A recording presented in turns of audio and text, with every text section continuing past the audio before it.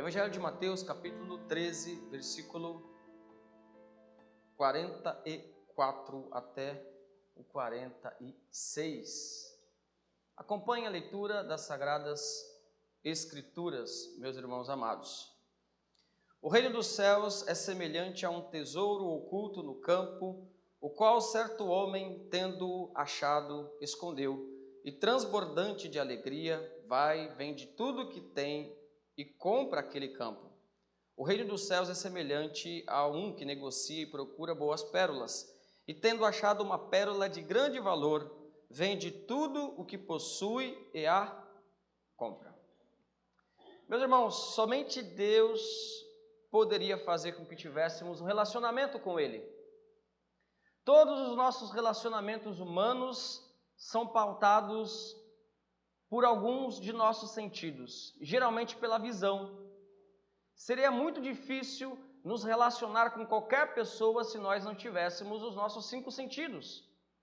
A visão nos ajuda, a audição nos ajuda, o tato nos ajuda, e assim por diante. Só que o nosso relacionamento com Deus não é pautado pelas nossas sensações, nem pela nossa visão, nem pela nossa audição, nem pelas nossas sensações, nem pelo nosso tato, porque o nosso relacionamento com Deus é pautado pela fé. E a fé está relacionado a algo que se não vê, que se não escuta e muitas vezes que se não sente. Por isso, o nosso relacionamento com Deus só é possível porque o próprio Deus nos dá a fé como elemento. Seria impossível para nós seguirmos a Deus, porque nós não vemos a Deus, nós não escutamos a Deus e muitas vezes nós não sentimos a Deus. E é por isso, meus irmãos, que mesmo depois de crentes em Cristo Jesus, nós temos a tendência de sermos levados por aquilo que a gente está vendo. E nos esquecemos, amados, que o nosso relacionamento com Deus é pautado pela fé.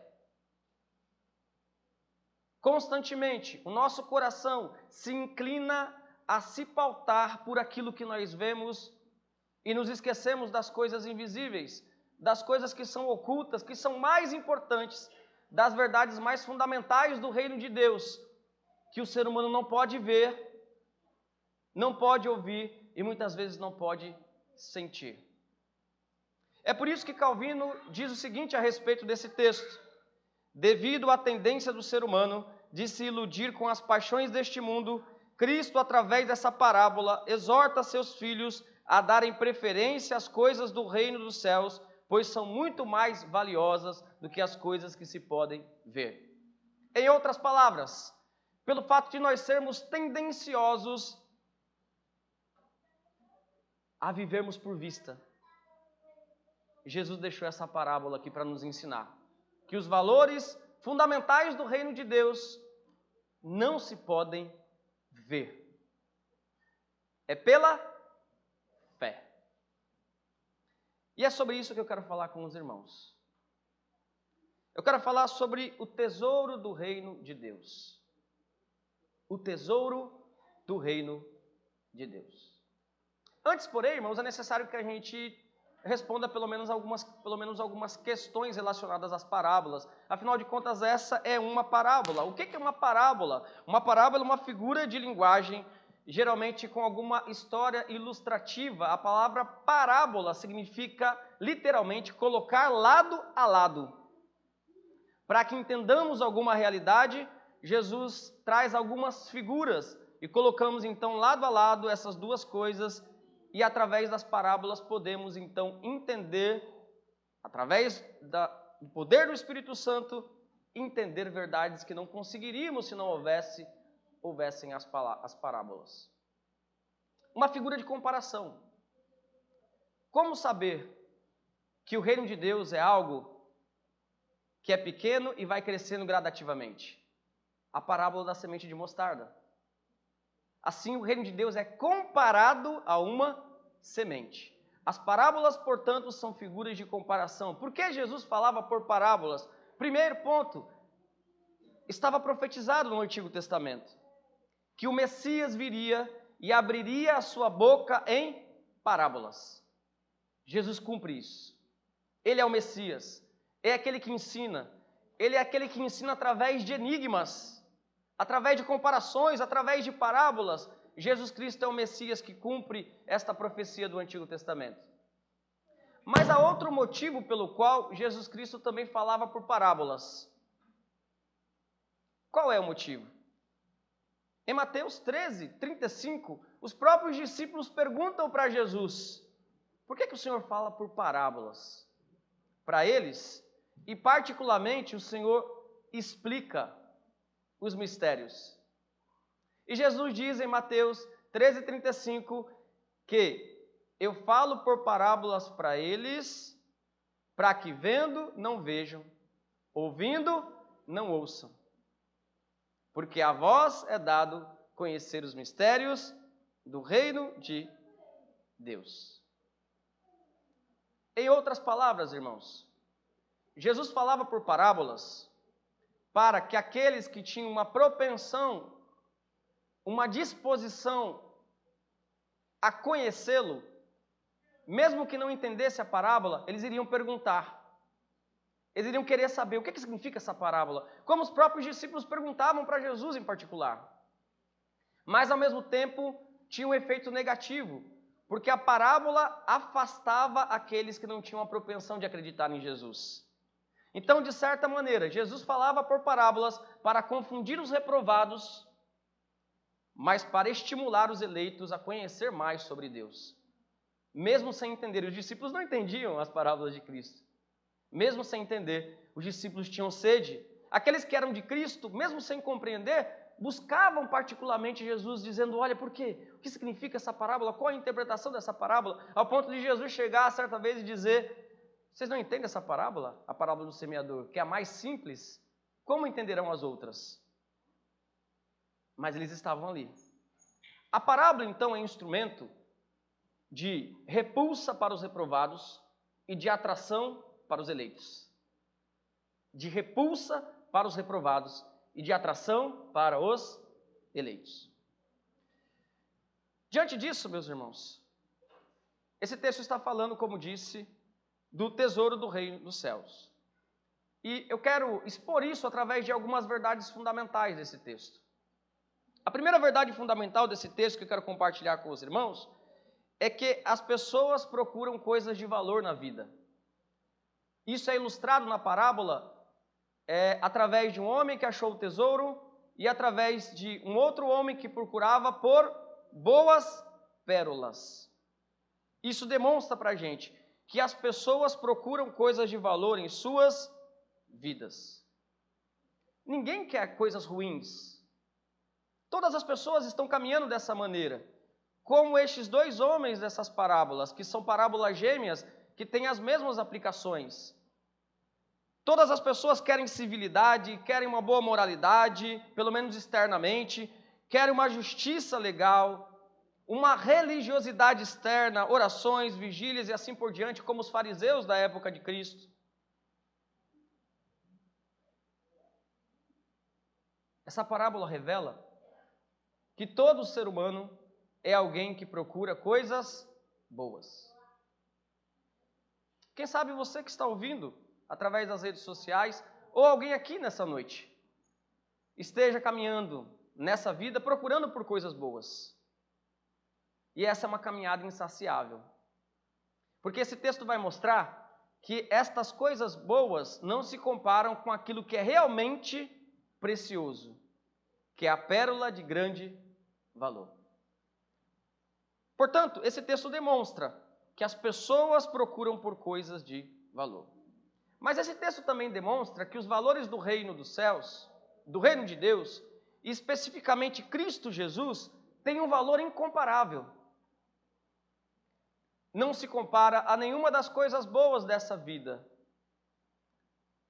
Civilidade, moralidade, uma boa família, um bom emprego, um bom relacionamento, todas essas coisas são pérolas importantes da vida que todas as pessoas buscam, mas esse texto demonstra que Cristo tem um valor incomparável em relação a todas estas coisas.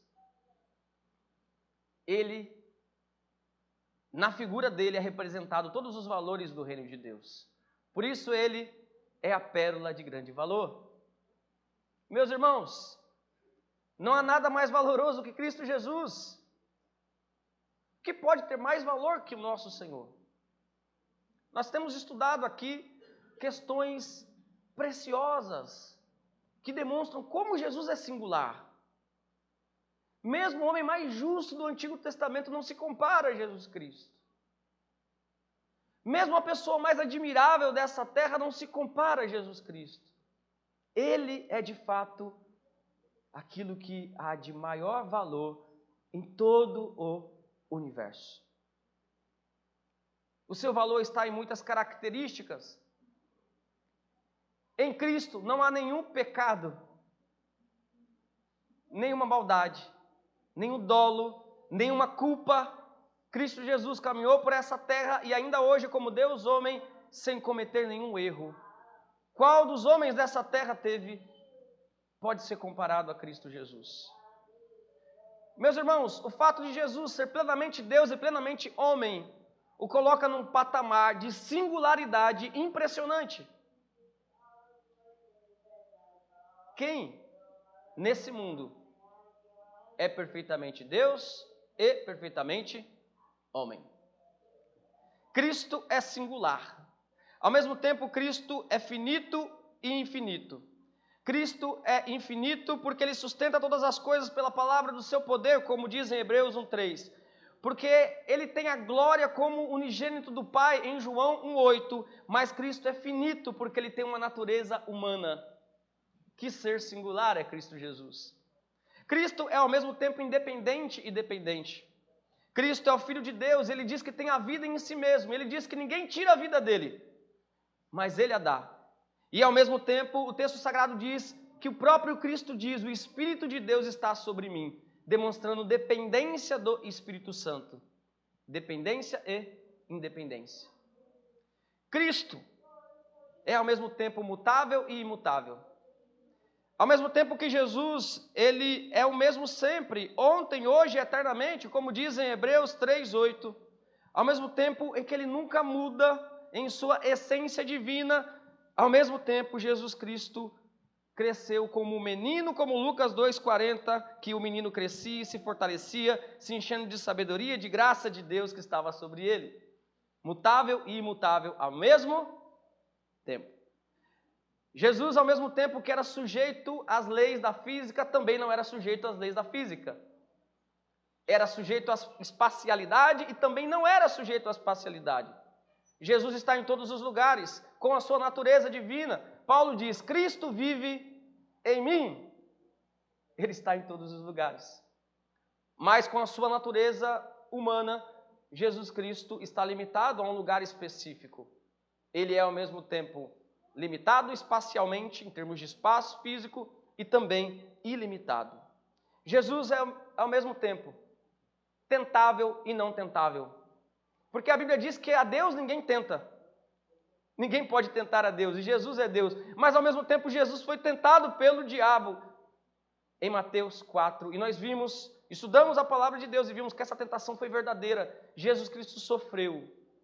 Irmãos, só citando esses exemplos aqui, mostrando essa singularidade de Cristo. Cristo é ao mesmo tempo força e também fraqueza.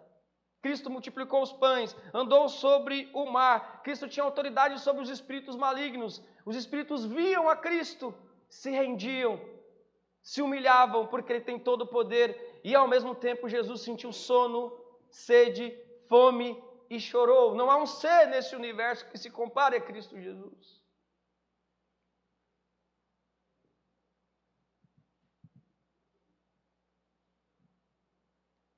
Você consegue enxergar a beleza que há em Cristo? Você consegue ver a beleza que há em Cristo Jesus? Você consegue discernir quem é Cristo Jesus?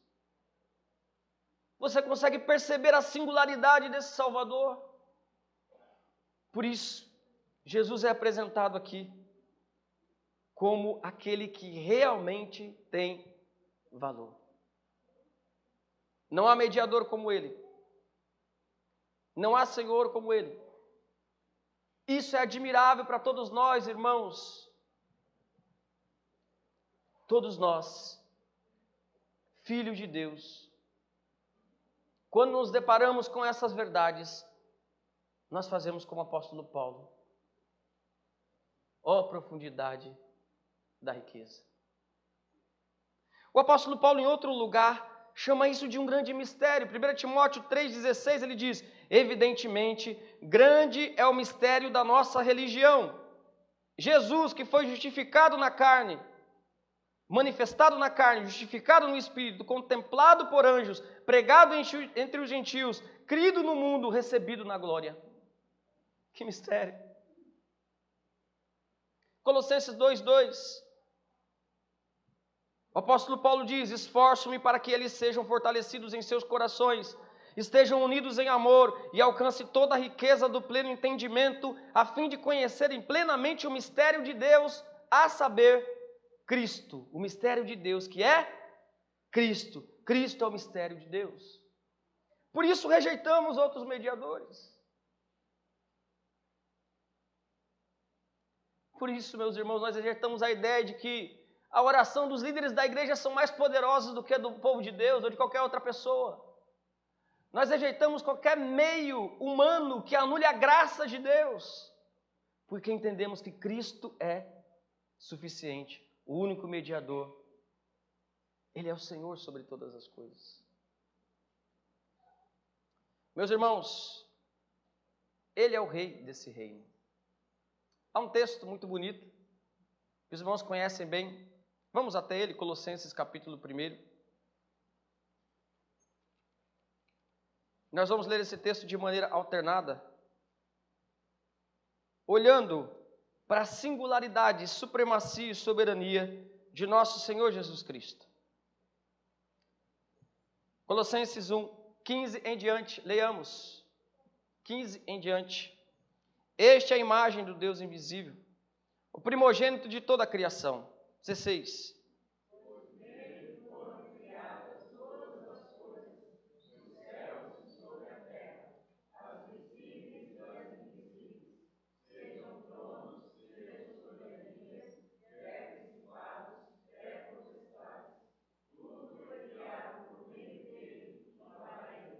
Ele é antes de todas as coisas, nele tudo subsiste.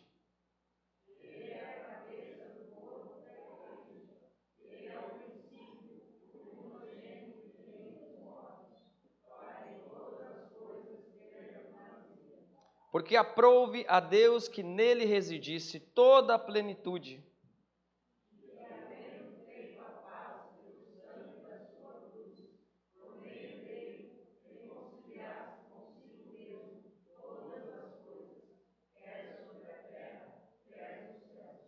E a vós outros também, que outrora éreis estranhos e inimigos do entendimento pelas vossas obras malignas. 22.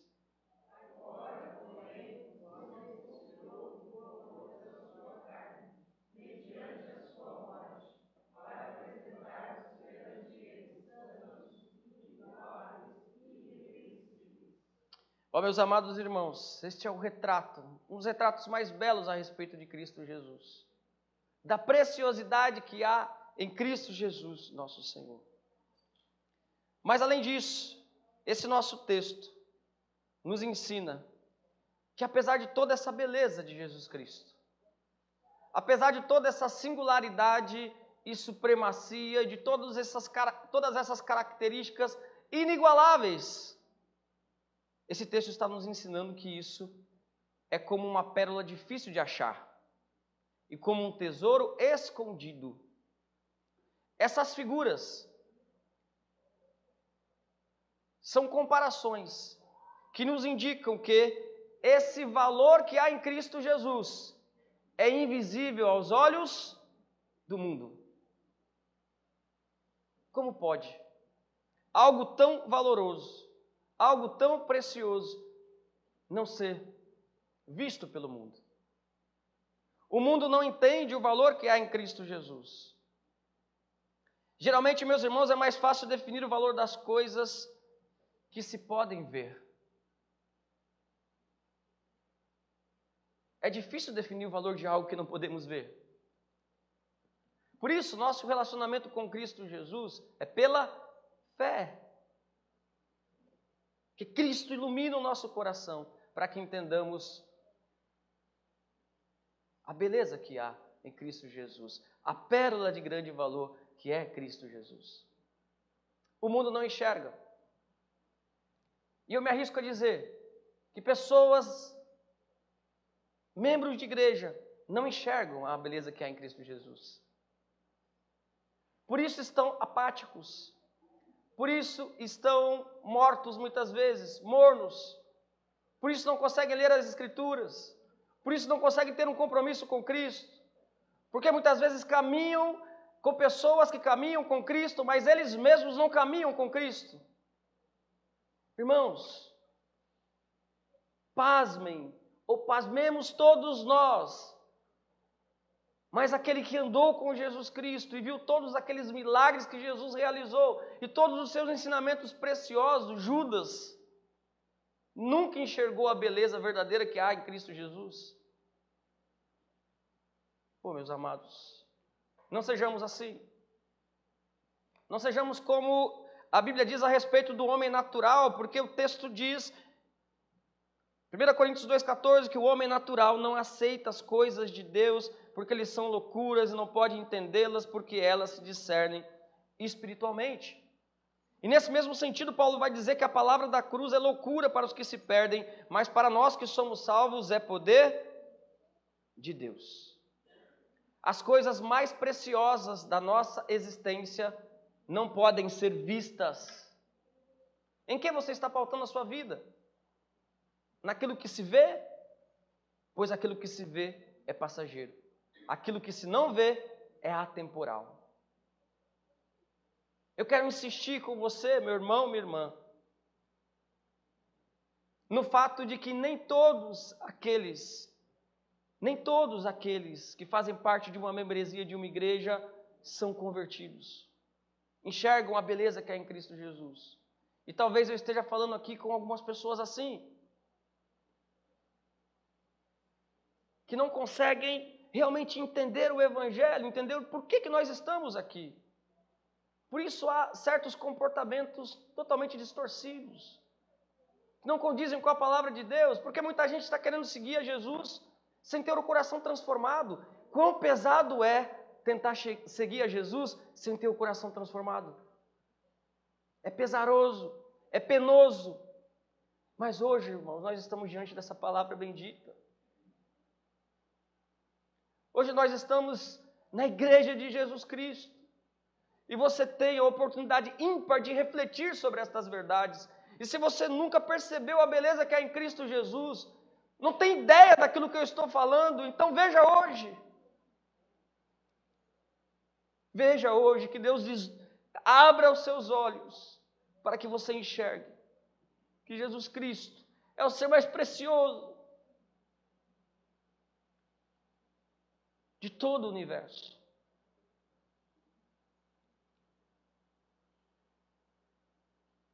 Uma última coisa importante desse texto, irmãos, é que de uma forma tão bela, esse texto vai demonstrar que uma vez que uma pessoa enxerga o valor que há em Cristo Jesus, ela não fica da mesma maneira. É impossível uma pessoa entender minimamente quem é Cristo e permanecer do mesmo jeito. Na parábola, há duas figuras que apontam para isso. O homem que esconde o tesouro para depois comprar o campo. O que é? Simboliza que a pessoa que encontra o tesouro que há em Cristo toma uma atitude. Ele se abstém do que tiver que se abster. Ele negocia o que tiver que negociar. Como outro que achou a pérola de valor que vende tudo o que tem. Simbolizando aqui, irmãos, que aquele que entende quem é Cristo Jesus, ele abre mão da sua justiça própria, ele abre mão de confiar no dinheiro, ele abre mão de confiar nas coisas dessa vida. Se preciso for, ele abre mão até de coisas que são boas, porque ele entende que o que é mais valioso está ali, em Jesus Cristo. É impossível uma pessoa que enxergue o valor de Cristo Jesus continue na mesma vida, dando valor às mesmas coisas.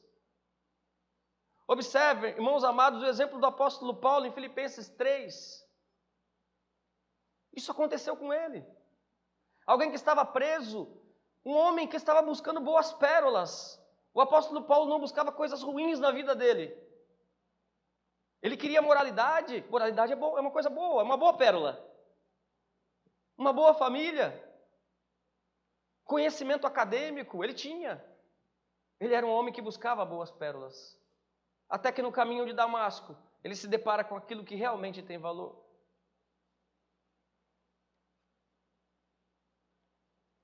E o seu mundo cai. Porque uma vez que alguém encontra a pérola de grande valor, todo o resto vira só um detalhe. E ele mesmo vai dizer o seguinte, Filipenses 3, 4, bem que eu poderia confiar na carne, no meu próprio esforço. Se qualquer outro pensa que pode confiar no esforço, eu ainda mais. Circuncidado ao 8º dia, da linhagem de Israel, da tribo de Benjamim, hebreu de hebreus, quanto à lei fui fariseu, quanto ao zelo, perseguidor da igreja, quanto à justiça que há na lei, irrepreensível, eu era um homem que buscava boas pérolas, que buscava ser aceito diante das pessoas, justiça própria, religiosidade, nada disso é tão precioso quanto Cristo Jesus. E versículo 7 ele diz, mas o que para mim era lucro, isto considerei como perda, por causa de Cristo. Parece que o apóstolo Paulo está falando dessa parábola aqui. Eu procurava boas pérolas. E aquilo que eu achei que eram boas pérolas, de fato, eu considerei como perda, para que eu conseguisse comprar aquilo que tem valor. Jesus Cristo, ele diz, mas o que para mim era lucro, isto considerei como perda por causa de Cristo. Sim, deveras considero tudo como perda por causa da sublimidade do conhecimento de Jesus Cristo, meu Senhor, por amor do qual perdi todas as coisas e as considero como lixo, refúgio, para ganhar a Cristo. Meus irmãos, quantos conselhos o apóstolo Paulo deve ter ouvido? Rapaz, você deixou o judaísmo, você deixou um bom status social, você deixou o sinédrio. Alguns estudiosos dizem que Paulo poderia ser membro do sinédrio. Você deixou toda essa vida para viver uma vida miserável, cheio de cicatrizes. Mas, irmãos, é irresistível. Quando nós enxergamos quem é Cristo Jesus, não tem como. Quando Cristo nos resgata do pecado, da cegueira, não tem outra atitude a não ser, Senhor, eu me rendo a Ti. Eu me rendo ao Senhor. A minha vida é Tua. Não há como fazer, não há como ter outra escolha. Como aquela mulher que se coloca aos pés de Jesus, pouco se importando com o que as pessoas pensassem. Ou se ela seria apedrejada. Ela simplesmente quer agradecer a Cristo, Ele me salvou. Eu só sei disso. Eu só sei que eu vivi uma vida de pecado e Ele se importou comigo. O amor dEle me encontrou. Eu não posso ter outra atitude senão adorá-lo, glorificá-lo, exaltá-lo. Sim, Jesus Cristo, meus irmãos, é a pérola de grande valor. Hoje, por não entender isso, muitos cristãos trocam Jesus por qualquer coisa. Por uma casa, por um cargo, por um carro, por qualquer coisa. Pela própria opinião. Nós vemos um exemplo, outro exemplo importante do Antigo Testamento. Hebreus capítulo 11. Talvez até um exemplo até mais drástico do que o do apóstolo Paulo. Porque simplesmente o nosso irmão Moisés, a quem me refiro agora, foi preparado para ser o faraó. foi adotado pela filha de Faraó, preparado academicamente para ser um faraó. O homem mais poderoso, humanamente falando, daquela época. Um grande rei de um grande império, o Império Egípcio, que é admirado até os nossos dias por conta da sua tecnologia muito avançada para a época. Mas o que o texto bíblico vai dizer sobre Moisés, irmãos, é de quebrar o nosso coração. Em Hebreus 11, 24, o texto bíblico diz sobre Moisés: pela fé, Moisés, quando já homem feito, recusou ser chamado filho da filha de Faraó, preferindo ser maltratado junto com o povo de Deus, a usufruir prazeres transitórios do pecado, porquanto considerou o opróbrio de Cristo por maiores riquezas do que os tesouros do Egito, porque contemplava o galardão. Para nossa vergonha, que às vezes não conseguimos abrir mão de coisas pequenas para seguir a Cristo. Ficamos dando muitas desculpas ao trabalho, é isso, aquilo. Irmãos, quem enxerga o valor de Cristo não dá desculpa. Moisés abriu mão de ser imperador do Egito pelo opróbrio de Cristo. Sabe o que é o opróbrio de Cristo? Opróbrio é a vergonha que Cristo sofreu na cruz. Aí você vai perguntar, mas Jesus não tinha morrido ainda. Sim, e aí que o negócio é profundo. Porque de alguma maneira Moisés estava de olho no Messias que viria. E a fé que ele tinha era uma fé em Jesus Cristo, segundo esse texto. Chega de desculpas.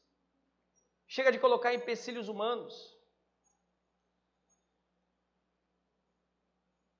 Oh, meus irmãos.